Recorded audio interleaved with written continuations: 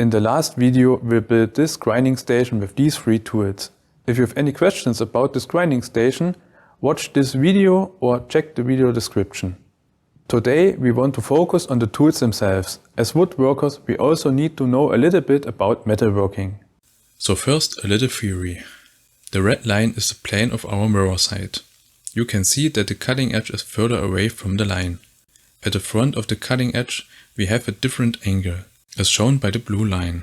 Over time we want to grind less and less along the blue line and move closer to the red line.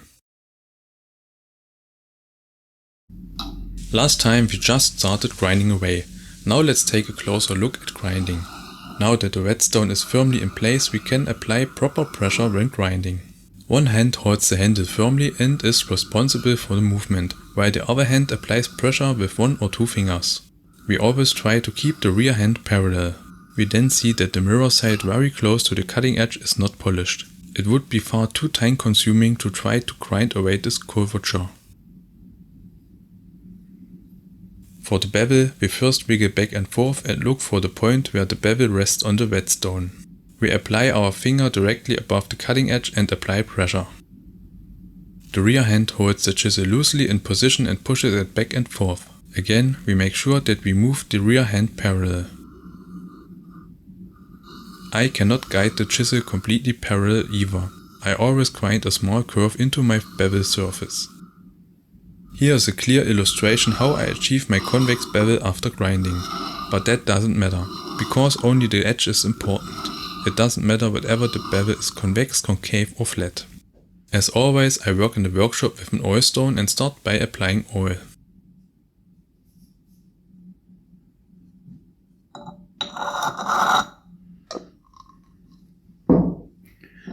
I'll show you the time in the top left corner so you can see how long it takes me to grind.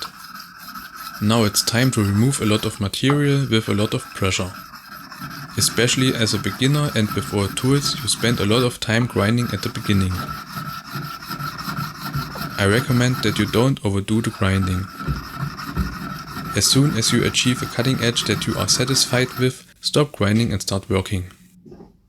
The tool will become blunt again anyway. In addition, each interruption gives your brain time to remember the new movements. At 35 seconds you can clearly see where we have already ground. We have already removed a significant amount of material to the right and left of the upper dark line and below the lower dark line. It is very easy to see that there was no contact with the grindstone directly on the cutting edge. Use the tool for half an hour and then grind again.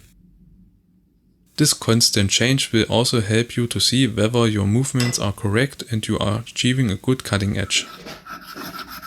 The dark lines are marks left by a grinding wheel of a bench grinder. The chisel was held sideways to the wheel, which led to these marks. This is really the worst way to sharpen a tool. It means we now have more work to do.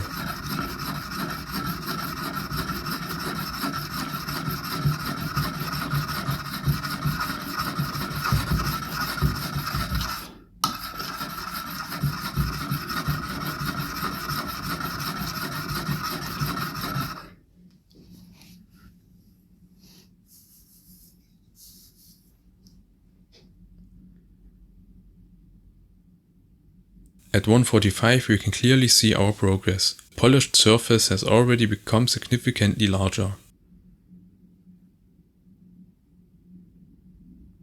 At 1:55 we can clearly see that we are still a long way from the cutting edge.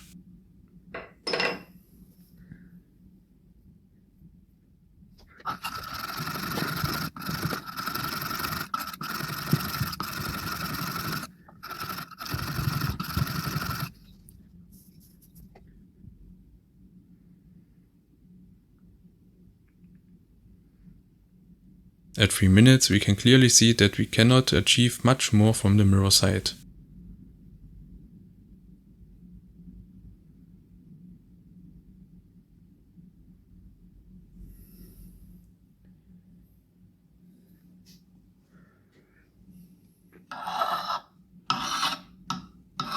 The oil on the stone is probably not enough anymore. We still need to add a little more new oil.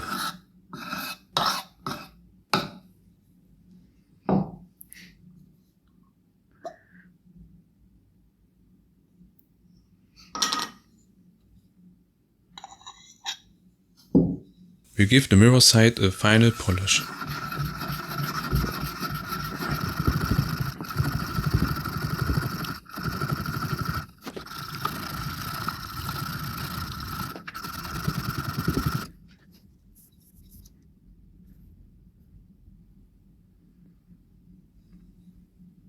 At 4:45, we now polish the mirror side at a different angle than before, adopting the angle of the blue line. Since we now have a much smaller area to polish, we don't need to apply as much pressure and can use fewer movements.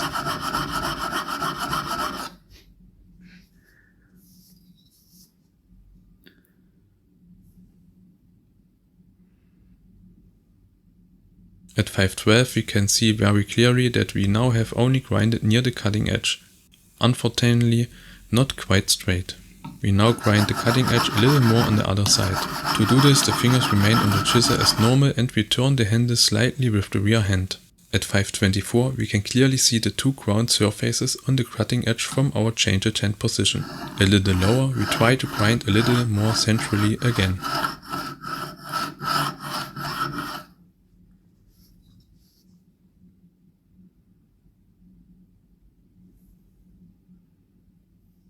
At 5:45 we can now feel a fine burr.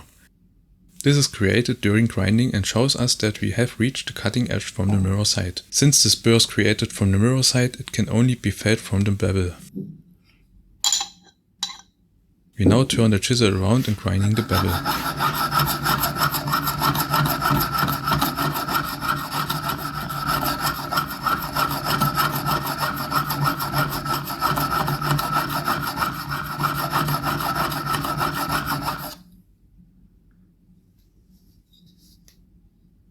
With used chisels, a lot of work has to be put in at the beginning, or compromises have to be made in order to be able to start to working with them.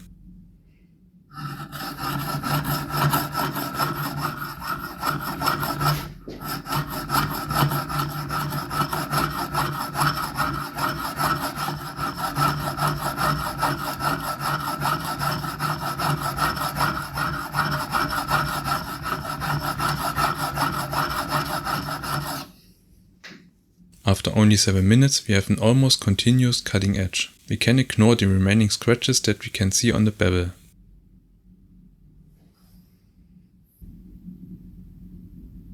The shiny spot in the corner shows us that there is no cutting edge there. There is a rounded area that is not sharp. That's why we grind this area a little more. We turn the chisel slightly to the side again. Actually, we would have to continue grinding the bevel until the cutting edge reaches there. But who wants to do that?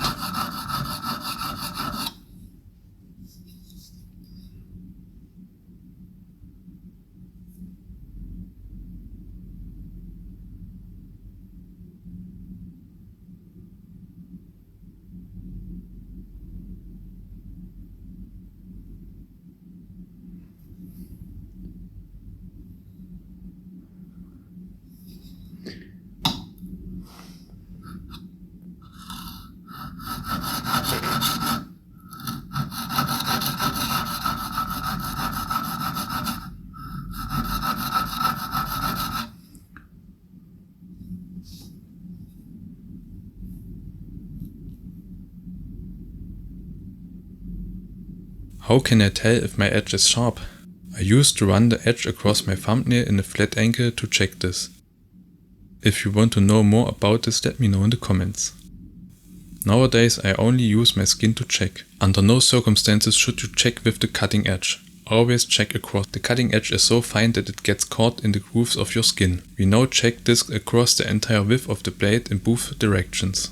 It should feel as if there is a burr on the cutting edge in both directions. The cutting edge always tries to pull your skin along with it. If your thumb simply glides over the cutting edge, the chisel is not sharp. Even if this feeling is only present in one direction, you need to try again. Since our mirror side is not completely flat up to the cutting edge, we cannot remove any chips when we place a chisel flat on the wood. We always have to lift it slightly to do this. But apart from this different angle, nothing else changes in terms of function.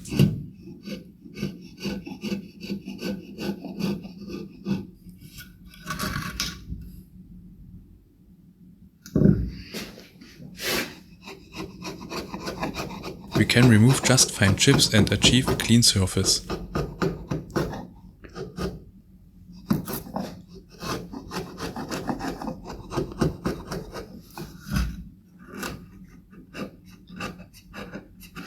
Even the hard wood of a branch is no problem for us.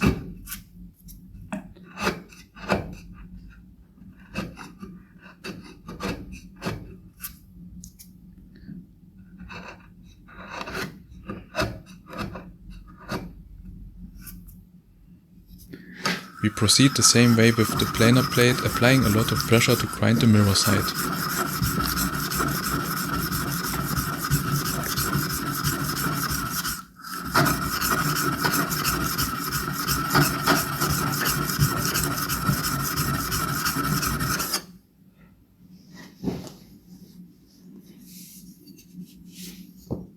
We have ground a lot on the right side in particular, so we apply more pressure on the left side to achieve a more even grinding pattern.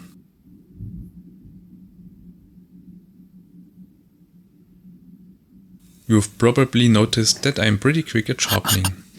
The reason for this is simple: practice, patience and a love of tools.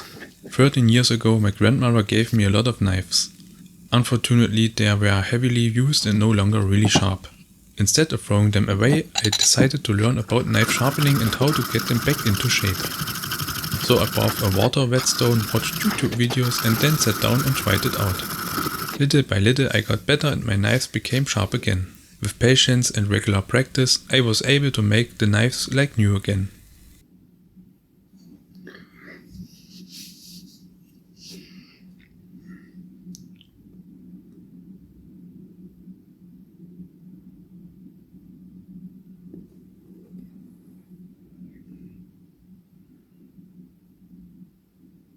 There is a bend on the mirror side that we cannot grind away.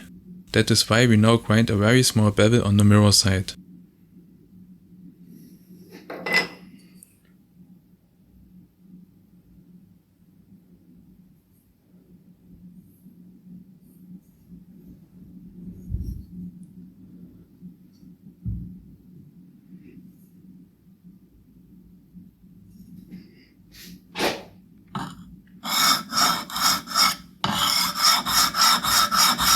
That is all we need to do. We now have a very small but noticeable edge on the mirror side. The oil on the bevel clearly shows that we have ground right in the front of the cutting edge. That's a good sign.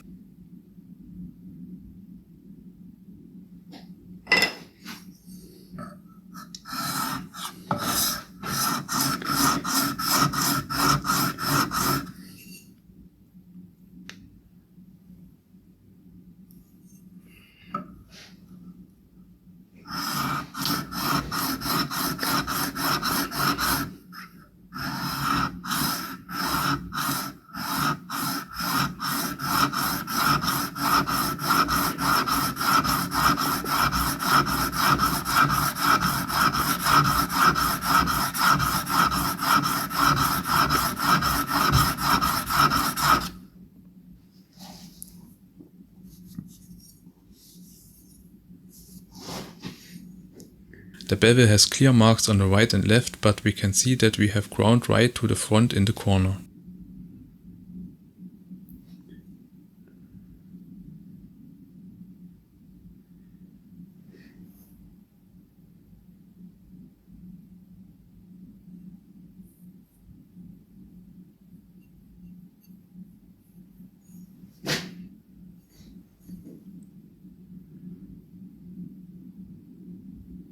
The mirror side reflects nicely and the cutting edge looks good.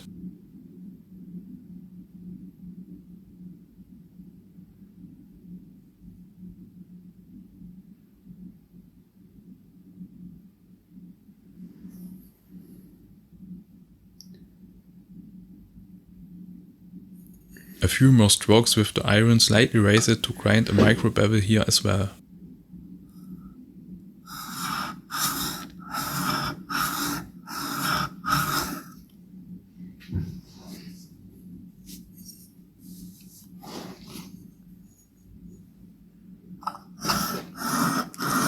The The chip breaker also gets a little treatment. We hold the chip breaker very low so that a backward facing surface is created.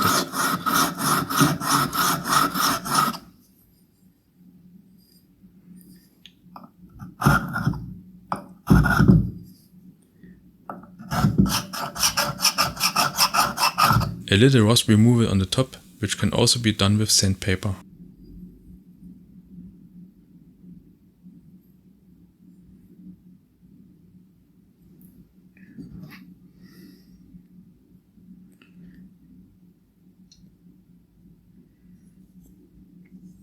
It is important that the chip breaker rests on the plane plate without any gaps. And I would say we have earned it. Planer plate is sharpened. Why is it so difficult? On one hand, it depends on how far the planer plate protrudes from the planer sole. The other factor is the wood we used for testing. I used whatever wood was available. It is rough sawn and has knots in it. Knots prevent the wood fibers from running in straight lines through the wood. You should always plane with the grain and not against it. However, because of the knots, it is very easy to plane half of the board with the grain and the other half against the grain. On other channels you can see very carefully selected wood without knots. Here is a practical example using a random piece of wood. First we have to plane away the rough sawn area. After that it gets a little easier. My plane blade is probably sticking out a little too far. That's really nice. You see, our planing technique doesn't have to be perfect yet. That will come. But just look at the result after all the hard work. With any piece of wood. That's nice. See you next time.